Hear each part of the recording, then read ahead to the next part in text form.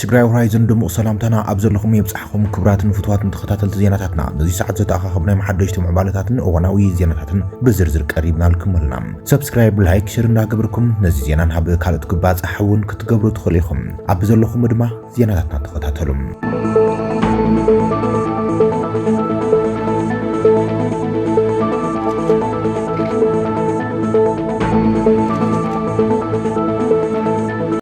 ፕሬዚደንት ታደሰ ወረደ ምስ ዶክተር ደብረጽዮን ገብረሚካኤል ዝመርሑ ህወሓት ዘጋጥሙ ኣዘራራቢ ጉዳይ ቀደሙ ጀነራል ታደሰ ወረደ ብሕጽይነት ህወሓት ነይሩ ንኣቶ ጌታቸው ረዳ ተኪኡ ፕሬዚደንት ጊዜያዊ ምምሕዳር ክኸውን ተገይሮም ኣቶ ጌታቸው ረዳ በቲ መሪሕነት ዝነበሮም ህወሓት ብሄራዊ ክሕደት ፈጺሙ ተባሂሉ እንትባረር ህወሓት ምስ መንግስቲ ፌደራል ኣብ ዝገበሮም ተኸታተልቲ ድርድራት ምቕያር መሪሕነት ዝመረጽዎ ክኾነሎም ተገይሮም ድሕሪኡ ብዙሕን ኣዘራራብን መስርሕ ድማ ቀዳማይ ሚኒስትር ኣብይ ኣሕመድ ንጀነራል ታደሰ ወረደ ፕሬዚደንት ጊዜያዊ ምምሕዳር ንክኸውን ኣብ ቤተ መንግስቲ 4 ኪሎም ስነ-ስርዓት ሽሞት ገይሩሉ እዮም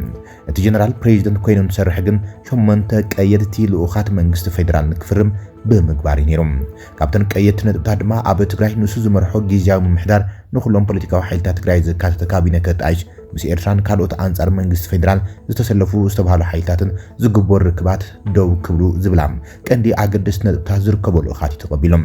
ዛጊድ ድማ እዘን ኣብ ትግራይን ክፍጽማ ጥንክር ዝበላ ልኡኻት እቲ ጀነራል ኣይፈጽሙን ዘሎም ኣብ መግለጫቱ ግን ብፍላይ ምስ ናይ ወጻኢ ሓይልታት ዝግበር ርክባት እቲ ጊዜያዊ ምምሕዳር ዘይፈልጦን ስትራቴጂ ዘይብሉን ርክባት ከይግበሩ ኣጊድዮም ብተመሳሳሊ እቲ ኣብ ትግራይ ዝተኻየደ ብቤት ጽሕፈት ህወሓት ዝምራሕ ምምሕዳርን ዞባታት ከተማታትን ናይ ምቁጽጻር ሕጊ ናይ ምኽባር ስጉምቲ ዝተባሃለ ወፍሩውን ካብ ህዝብን ሓይልታትን ፖለቲካ ትግራይ ሰፋሕቲ ተቋማት ዘጋጥሙ ምዃኑ ዝፍለጥ ኮይኖም ፕሬዚደንት ጊዜያዊ ምምሕዳር ጀነራል ታደሰ ወረደ እውን ኣብ መልእኽታቱን መርገጹን ብሓይሊ ምምሕዳራት ምቁጽጻር ተቐባልነት የብሉን ህዝቢ ዝኣምነሉ ምምሕዳራት ኣብ ስርሖም ይቐጽሉ ኢሎም እናገለጹ ይመጽኦም ናብ ቤት ጽሕፈት ፕሬዚደንት እውን ወከልቲ ህዝቢ ዝተፈላለዩ ወረዳታትን ጣብያታትን ትግራይ እቲ ሓይላዊ ምቁጽጻር ምምሕዳራት ብምቋም ብህዝቢ ቅቡልነት ዘለዎም ኣብያተ ምኽሪ ዘጣየሹ ምምሕዳራትን ናብ ቦታኦም ይመለሱ እናበሎም ጥርዓን የቕርቡ ይመጽኦም ብኻልእ ገጽ ኣብ ወንበር ህወሓት ዶክተር ደብረጽዮን ገብረሚካኤል ጋዜጣዊን ቅድሚ ወርሒ ኣብ ዝሃቦ ቃል ምሕተት ብፍላይ ኣብ ዞባ ደቡብ ትግራይ ዝተረፈም ዝኸድዐ ዝበልዎ ሓይልን ንምፍራስ ሕጊ ናይ ምኽባር ስጉምቲ ከም ዝውሰድ ምግላጽ ስዒቦም ህዝቢ ምምሕዳርን ዞባ ሰፋሕቲ ሰልፍታት ተቃውሞ ገይሮም እዮም ኣብቲ ሰሙን ንሱ ድማ ፕሬዚደንት ጊዜያዊ ምምሕዳር ጀነራል ታደሰ ወረደ ናብ ዞባ ደቡብ ትግራይ ብምምራሕ ንመዓልታት ጸንሖም ዝርርብ ምስ ምምሕዳር እቲ ዞባ ኣካይዶም ኣብ መወዳእታ ድማ ሓበራዊ መግለጺ ተዘርጊሖም እቲ መግለጺ ናይ ሓይሊ ስጉምቲ ዘላቒ ሰላምን ዘተኣማምን ድሕነትን ከረጋግጽ ስለዘይኽእል ንኹሎም ጽጉማት ሰላማውያን ፖለቲካውን ንኹሎም ጸገማት ብሰላማውን ፖለቲካውን ጥራሕ ክፍታሕ ኣለዎም ዝብል ነይሮም ፕሬዚደንት ጀነራል ታደሰ ወረደ ብሰለስተ ጉንበት 2017 ዓመተ ምህረት ኣብ ዞባ ደቡብ ትግራይ ምስ ዘለዎ ኣመራርሓ ሓይልታት ጸጥታ ትግራይ ኣብ ዝተፈላለዩ እዋናዊ ዛዕባታት ኣመልኪቱ ዘትዮም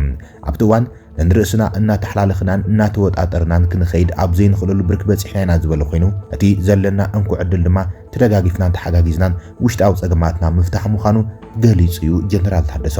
እቲ ፕሬዚደንት ዝኾነ ዓይነት ደጋዊ ርክብ መንግስቲ ዝምእኸል ፋይድኡ ዝምዘንን ስትራቴጂ ዘለዎን ክኸውን ከም ዝግባእ ብምግላጽ ኣብ ዝሓለፉ እዋናት ዝጠፍኣና ኩሉ ዘኽብሮ ማእኸል ግድን ክህልወና ክንገብር ኣለና ክብል ገሊጾም ብሓፈሻ ኣብቲ መድረኽ ኣብ ትግራይ ኣጋጢሙ ዘሎ ጸገም ፖለቲካዊ ምዃኑ ብምግላጽ ነባሪ ሰላምን ዘላቒ ፍትሓን ክረጋግጽ ዝኽእል ብሰላማውን ፖለቲካውን ጥራሕ ምዃኑ ተሰሚሩሉ እዮም ቅብል ቤት ጽሕፈት ፕሬዚደንት ኣብቲ እዋን መግለጽ ዘርግሕ ነይሮም እቲ ፕሬዚደንት ኣብ ዞባ ደቡብ ትግራይ ዝበጽሑ ምርዳእ ድማ ብወገን ቤት ጽሕፈት ህወሓት ጽቡቕ ስምዒት ኣይፈጠረን ኣብ ማሕበራዊ ሚድያ ድማ ዘይዕግቡነቶም እናንጸባረቑ ተዓዚብና ኢና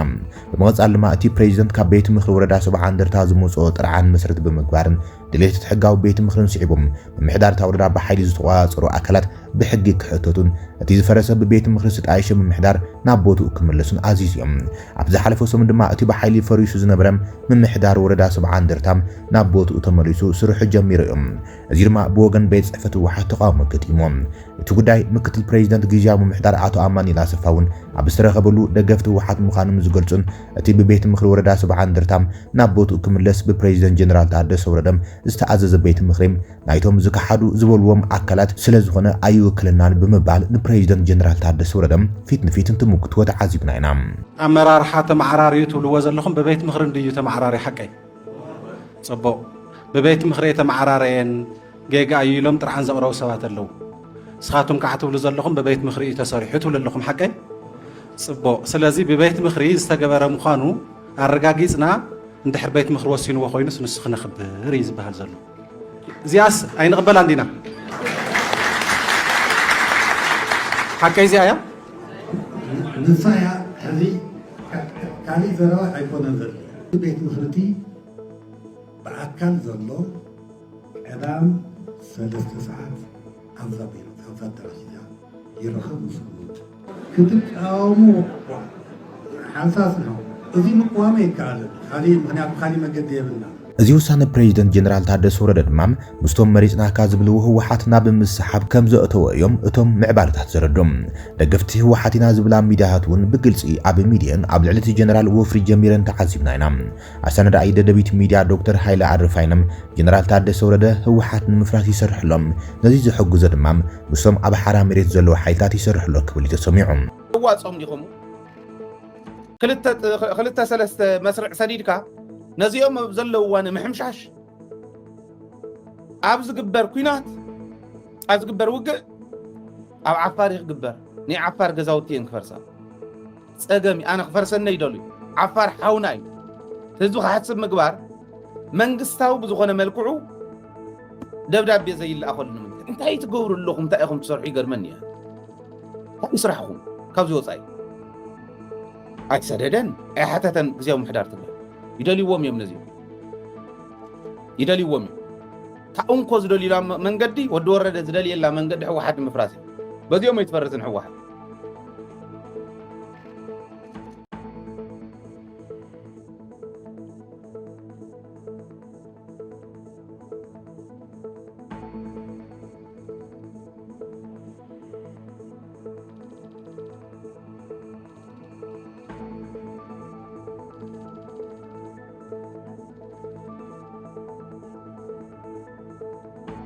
እዚ ከም ኢሉን ኮሎ ድማ መራሕቲ ህወሓት ንፕሬዚደንት ጀነራል ታደሰ ወረደም ትማሊ ናብ ሓወልቲ ይፀዊዖሞ ኣኼባ ገይሮም ከም ዝነበሩ ኢና ሰሚዕና ዘለና እቲ ኣኼባ ዝተፀውዐ ድማ እቲ ፕሬዚደንት ዘፈጽሞም ዘለዉ ውሳነታት ኣንጻር ዕላማታትን ኣንፈታትን ህወሓት ምዃኖም ብግልጽን ምግላጽን ምስትኽኻል ክገብርን ዝብሉ ምዃኖም እቶም ዘይወጋዕውያን ሓበሬታት ካብ ሓወልቲ ኣመልኪቶም ዘሎም ይኹን እምበር እቲ ፕሬዚደንት ከም መራሒ መንግስቲ ግዝያዊ ምምሕዳር ናይ መንግስቲ ዕማማት እየ ዘፈጽም ዝተዋሃበኒ ልኡኻት እየ ዝሰርሕ ብምባል ምላሽ ከም ዝሃቦምን ኣብ ማእኸል ስራሕ ኣለን ኢሉ ነቶም ዘዘራርብዎ ዝነበሩ መራሕቲ ህወሓት ነጊሮም ከም ዝወፅኦም እቶም ዘይወጋዕውያን ሓበሬታት ኣመልኪቶም ዘሎም ብዛዕባ እዚ ጉዳይ ንምፅራይ ብወገና ዝገብሩናዮ ፃዕሪ ኣይስምራን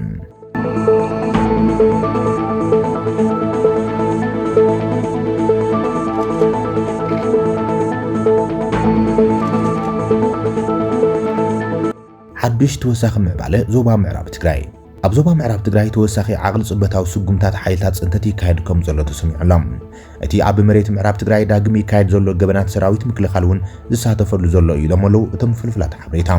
መሓውር ደመቀ ዘውዱ ኣብ ዝተፈላለዩ ከተማታት ምዕራብ ትግራይ ዝርከባ ትካላት ተጋሩም እናነቐለ የጫርተንን የዕንውንን ኣሎ ይብል ተሓድሽ ሓበሬታ ንኣብነት ድማ ኣብ ማይካድራ ዝነበረም ናይ በርሀ ወሉን ሃይሉ ገብሪ ህይወትን ዓበይቲ ጥሕኑታት ምስ ቆጻሪአን ተጫሪተን ኣሎ ኢሎም ቀሺ ፍቃዱ ዝተባሃለ ውልቀ ሰብ ድማ ዓዲግዎን ኣሎ ኢሎም ኣብ ካልኦት ከተማታት እውን ብተመሳሳሊ ንብረት ተጋሩ ኣብ ምሻጥን ምዕናውን እዮም ተጸሚዶም ዘለዉ እቶም ሓይልታት ጽንተት በብዕለቱ ንከታተለኩም ስለ ዘለና ንብረት ተጋሩ ብሪ ቁጽር ከም ተረክቦን ፍለጡ ዝብል መልእኽቲ ድማ TDF ኣሕሊፍሎም ኣሎ ይብል እቲ ካብ ዞባ ምዕራብ ትግራይ ዝወጽእ ሓዱሽ ሓበሬታ ኣብ መንበሪ ገዛ ተጋሩ ዘለኹም ሰፈርቲ ድማ ሰብ ገዛ ኣብ ዝመጽኡ እዋን ብህጹጽ ክትለቁም ጻውዒት ቀሪብልኩም ኣሎ ይብል ብኻልእ ዜና ካብ ሰላም ክበርትን ምልሻን ዝተዋጽኡም ዕጡቓት ትማሊ ኣብ ባዕኸርን ዳንሻን ናይ ትግራይ ታርጋ ዘለዎን ተሽከርከርቲ ንምሓዝ ኣብ ፍተሻ ከም ዝውዓሉ እዩ እቲ ሓበሬታ ረዲኡ ዘሎ ኣብዚ ተግባር ድማ ሰራዊት ምክልኻል ኢትዮጵያውን ተሳታፊ ከም ዝኾነ እዩ እቲ ምዕባለ ዘረድም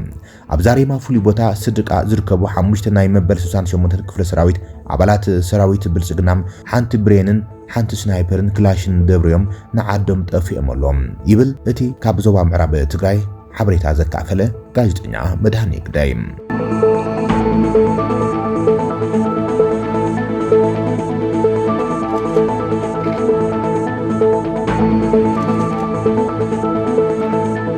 አንጻር ስርዓት ግደፍ ብረታው ቃልሲ ተጀሚረሎም ዝተፈላለዩ ግንባራት ድማ ተጣይሸነሎም እቲ ብረታው ቃልሲ አንጻር መንግስቲ ኤርትራ በዓለም ለኻዊ ህዝባዊ ምንቅስቃስ ብርጌድና ሐመዱ ዝተጀመረም እቲ አንጻር መንግስቲ ኤርትራ ዝግበረ ብረታው ቃልሲ ድማ ኣብ ማእከል ኢትዮጵያ ርእሰ ከተማ አዲስ አበባ ተበሲሩ ዘሎም መራሕቲ እቲ ህዝባዊ ምንቅስቃስ ብርጌድና ሐመዱ ኣብ ዝሃቦ ጋዜጣዊ መግለጺ ኣብ መላእ ዓለም ዝርከቡ ኤርትራውያን ደለይቲ ፍትሕን ካልኦት ደገፍቲ ቃልስን ኣብ ጎኖም ኮይኖም ኣድላይ ዘበለ ዋጋ ንምኽፋል ክዳልው ጻውዒት ተቕሪቦምሎም እቲ ኣብ ዝተፈላለዩ ዓለማት እናተኻየደ ጸንሐ ሰላማውን ዓመፃውን ፖለቲካዊ ቃልሲ አንጻር ስርዓት ኤርትራ ሕዚ ፊት ንፊት ብብረት ንምግጣም ከም ዝወሰኑ እዮም ገሊጾም ዘሎም ሕዚ እታ እንኮን ዘላን ኣማራጺ ፊት ንፊት አንጻር መንግስቲ ኤርትራ ዋጋ ንምኽፋል ተዳልዮም ከም ዘለዉ ገሊጾም ዘሎም ኣብ ከይዲ ጉዕዞ ቃልሶም መስዋዕቲ ህይወትን አካልን ከምኡን ንብረትን እናኸፈሉ ከም ዝመጹ ዝገለጹ ኣመራርሓ ብርጌድና ሐመዱ እቲ ዝገብርዎ ዘለዉ ቃልሲ ክቡር መስዋዕትን ዝተኸፈሉ ብምዃኖም ኣብ ፍረ ሓርነትን ሙሉእ ሰብኣዊ ናጽነትን ህዝቢ ኤርትራ ንምርግጋጽ ድማ ክሳብ መወዳእታ አንጻር መንግስቲ ኤርትራ ንምውጋዕ እዮም ኣፍሊጦም ዘሎም ህዝባዊ ማዕበል ብርጌድና ሐመዱ ብቅጽበት ኣብ መላእ ዓለም ሊሕሙን ተዋሃሂዱን ዘካይዶ ነድሪ ዝተሓወሶ ቃልሲ ንመጀመርያ ግዜ ንጸላኢና ዘሰንበደ ፍጻመ ምንባሩ ኩላትና እንዝክሮ እዩ እዚ ናይ ብዙሓት መንእሰያት ተቃለስቲ ናይ ስራሕ ዕድል ዝኸለፈ በቀንዱ ድማ ስንክልናን መስዋዕትን ዝተኸፍሎ ሓያል ህዝባዊ ማዕበል እዚ ንኽብርዕን ብዙሕ ወፍሪ ተገይሩሉ እዩ ካብቲ እንጽበዮ ጸላኢና ጥራሕ ዘይኮነ ካብ ጸላኢ ፈሊኻ ክትሪኦም ዘይትኽእል ማልያና ዝተኸድኑ ፈታኒ ተንኮላትን ጥልመታትን ሰጊሩ ንቃልስና ናብቲ ናይ መወዳእታ ምዕራፍ ንምብጻሕ ህዝባዊ ማዕበልና ኣባይታ ግንባር መስሪቱሎ እዚ መግለጺ ክቡራት ኣሕዋትና ኣብ ዝተሰውኡሉ ቅንያት ነውፅኦ ብምህላው ንኣሕዋትና ከም ዘይጠለምናዮምን ንዝተሰውኡሉ ዕላማ ኣብ ምዕራፉ ከም ነብጽሖን ዘረጋግጽ መግለጺ እዩ ዝኸበርኩም ተቃለስቲ ቃልስና በፂሕዎ ዘሎ መድረኽ ብዙም ዘይኮነ በአካልን ብረዚን ጾርን ሓላፍነትን ክትሰርሕ ስለ ዘገድድ እዚ ግንባር ሙሉእ ደገፍ እናተገብረሉ ዝለዓለ ናይ ምትግባር ስልጣንን ናጽነትን ይህልዎ እዚ ተመስሪቱ ዘሎ ግንባር ነፃ ወይ ኢንዲፔንደንት ባዕሉ ንባዕሉ ዘመሓድር ተጸዋዕነቱ እውን ነባይቶ ሃገራት ይኸውን ባይቶ ሃገራት ድማ ክሳብቲ ናይ ሓባር መጸዋዕታ እንገብር ውፍያት ተቃለስቲ ብምልኣኽ ውክልናኹም ክተረጋግጹ ንጽውዕ ሰፊሕ ግንባር ህዝባዊ ማዕበል ብርጌድና ሐመዱ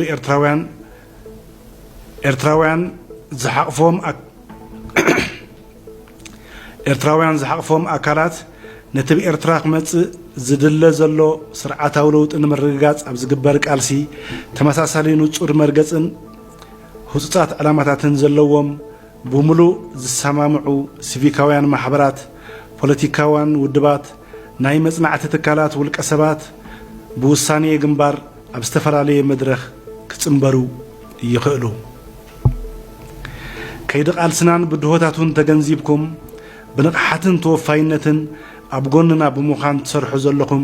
ብርጌድና ሐመዱ ሕቡራት መንግስታት ኣሜሪካ ነመስግን ካልኦት ሃገራት እውን ናይ ብርጌድና ሐመዱ ሕቡራት መንግስታት ኣሜሪካ ብምኽታል ነዚ ግንባር እዚ ዓንዲ ሕቆ ኮንክን ክተቐጽልኦ ጸውዒትና እነቕርብ ነዚ ኣጋጣሚ ተጠቒምና ሲቪካውያን ማሕበራት ፖለቲካውያን ውድባት ናይ መጽናዕቲ ትካላት ውልቀ ሰባት ሓበራዊ ህጹጽ ዕላማታት ኣብ ምጽዋዕ ግንባር ካብ ዝኾነ እዋን ንላዕሊ ሕጂ ዝያዳ ሓገዝ ናይ ምምቕራሕ ጸጋታት ግዜ ዓቕሚ ሰብን ገንዘብን ብተመሳሰሊ ብዝለዓለ ደረጃ ክዋፈሩ ሓገዝ ከም ዘድሊ ነዘኻኽር ዓወትና ብቕልጽምና 8 ሰነ 2025 ግንባር ህዝባዊ ማዕበል ብርጌድና ሐመዱ ኤርትራውያን አዲስ አበባ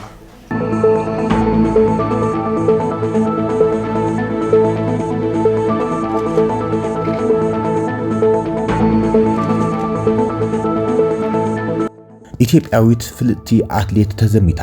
ብሞያ ዘፍረየቶ ሃፍትን ጥሪትን ብበዓል ቤታ ከም ዝተወረሰት ተሰሚዑሎም እታ አትሌት ገለቴ ቡርቃ ዝተባህለት ፍልጥቲ ኢትዮጵያዊት አትሌት ብንብዓት እናተሓፀበት ንሚድያ ዘጋጠማ አዘራራብን መሕዘን ተጓንፎ ህይወታ ንህዝቢ አቃሊዓላ አትሌት ገለቴ ቡርቃ በዓል ቤታ ሙሉእ ብሙሉእ ንብረታ ከም ዘሞተ ቃሊዓላ ብሰብኣያ ሙሉእ ብሙሉእ ከም ዝተዘመተት ያገሊጻ እታ አትሌት ገዛ ሓዊሱ መንግስቲ ኣብ ዝተፈላለዩ እዋናት ብዝረኸበቶም ዓወታት ካብ ዝሃባ 11 ትሕዝቶታት መሬት በዓል ቤታ እቶም 10 ሸይጡ ከም ዘወሰዶም ያገሊጻ ሕዚ ድማ በዓል ቤታ ነቲ ጉዳይ ናብ ቤት ፍርዲ ከም ዘወሰዶ ተዛሪባላ አትሌት ገለቴ ቡርቃ በዓል ቤታ ካብተን ዝነበራ 5 መኻይን እውን እተን 4 ከም ዘወሰደን ገሊጻላ ብስንኪ ዝኹሉ መከራ ሕዚ ልምምዶ ቃሪጻ ዝሓለፉ ዓመት ካብ ገዛ ከይወፀት ብፍርሒ ኣብ ገዛ ተጨቢጣ ተሕልፎ ከም ጽንሕት ያገሊጻ ቤት ፍርዲ ንኹሉ አንጻረይ ይፈርደሎም ጉዳይ ኣይጥምትን እዩ ዘሎ ክትብል እታ አትሌት ብመስርሕ ፍርዲም ዘለዋ ብስጭት ገሊጻ ዘላ ኣብ መወዳእታ ድማ እቲ ሕዚ ተሪፍን ዘሎም ቀድማ ሚኒስትር ኣብይ ኣሕመድ እዮም ቅድሚ ኣብ መሬት ምውዳቐ ህዝቢ ድምፂ ይኩን ብምባል ህጹጽ ደገፍ ህዝብን መንግስትን ኢትዮጵያ ጻውዒት ተቕሪባላ አትሌት ገለቴ ቡርቃ አትሌት ገለቴ ቡርቃ ኣብ ዝተፈላለዩ ውድድራት አትሌቲክስ ዝተፈላለዩ ዓወታት ብምሕፋዝ ትፍለጥ ኮይና ፍሉጥ ኢትዮጵያዊ አትሌት ቀነኒሳ በቀለ ድማ ሓደ እዋን ኣብ በርሊን ኣብ ዝተኻይደ አትሌቲክስ ኣብ መንጎ ቃል ምሕትትን ትህብ አይዞሽ ገለቴ ዝብል አዘራራቢ ታሪኻውን ቃል ተዛሪቡላ ዝነበረ አትሌት እያ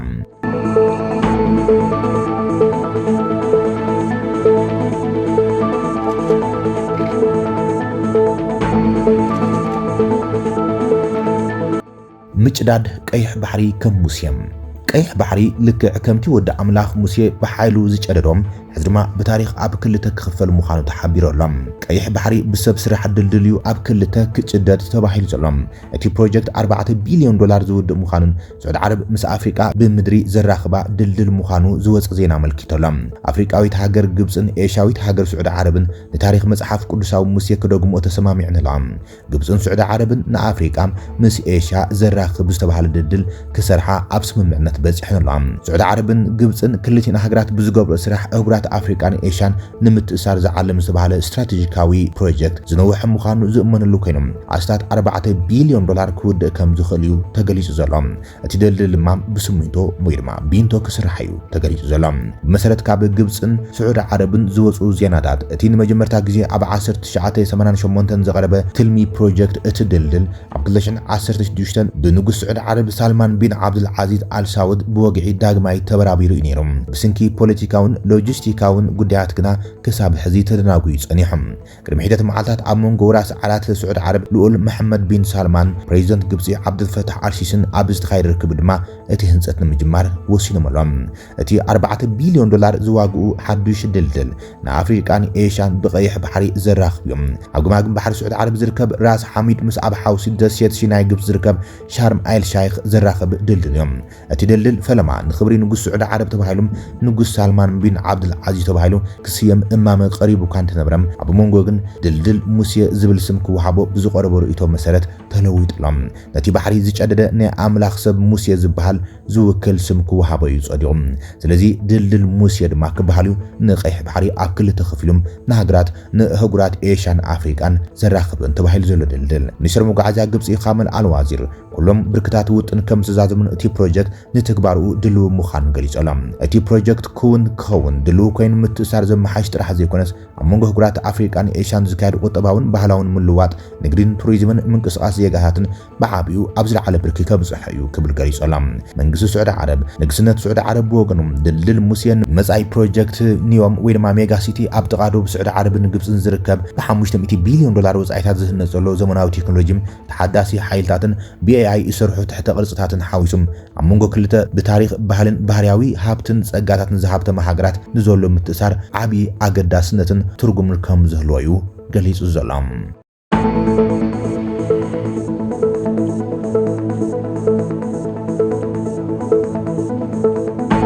ክብራትን ፍትዋትን ተኸታተል ዜናታትና ነዚ ሰዓት ዘተኣኻኽብ ናይ ሓደሽቲ ምዕባለታትን እዋናዊ ዜናታትን ዛዚምና ለና ንምክትታልኩም ነመስግን ሰላም